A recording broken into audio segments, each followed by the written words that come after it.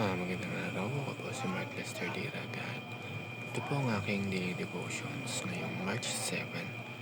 Two tests of the top 1%. Gideon na tinalakay po ni Pastor Russell Ocampo sa 365 Daily Devotion. At ang pagpulbos ng araw ay galing sa Judges chapter 7. Sabi po ay, early in the morning, Jerubbaal, that is Gideon, and all his men camped at the spring of Harod. The camp of Midian was north of them, in the valley near the hill of Moreh.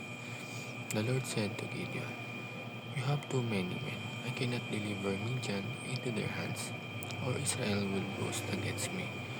My own strength has saved me. Now announce to the army, anyone who trembles with fear may turn back and leave Mount Gilead." So 22,000 men left, while 10,000 remained. But the Lord said to Gideon, "There are still too many men.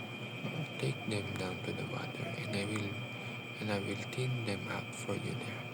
If I say, 'This one shall go with you,' he shall go. But if I say, 'This one shall not go with you,' he shall not go." Sa kwentong ito, handa na ang Israel na labanan ng mga Midianites. Mayroon silang 32,000 na sundalo. Ngunit sinabi ng Diyos kay Gideon na masyadong marami ang kanilang hukbo. Bakit? Dahil ayon ng Diyos na isipan ng Israel na ang tagumpay ay dahil sa kanilang sariling lakas. Kaya dinala sila ng Diyos sa dalawang pagsubok upang makita kung sino ang tunay na handang gamitin sa laban. Mabasa natin sa Judges chapter 7 verse 7, "By the 300 men that left will I save you, and deliver the Midianites into thine hand." Mula sa 32,000 na sundalo, naging 300 na lamang ang natira, ang tinatawag nating top 1%. The first teaching is the fearfulness test. Those who fail to trust in God. Ang unang pagsubok ay tungkol sa takot. Sinabi ng Diyos na sino mang natatakot ay maaaring mauwi. At nangyari na, 22,000 na sundalo ang umuwi dahil sa takot.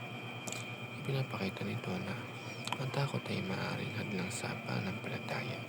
Kapag mas pinili natin ang fear kaysa sa trust sa Diyos, nawawala ang pagkakatotoong makita ang kanyang kapangyarihan. Ang Diyos ay naghahanap ng mga taong handang magtiwala sa Kanya kahit mahirap o delikado ang sitwasyon.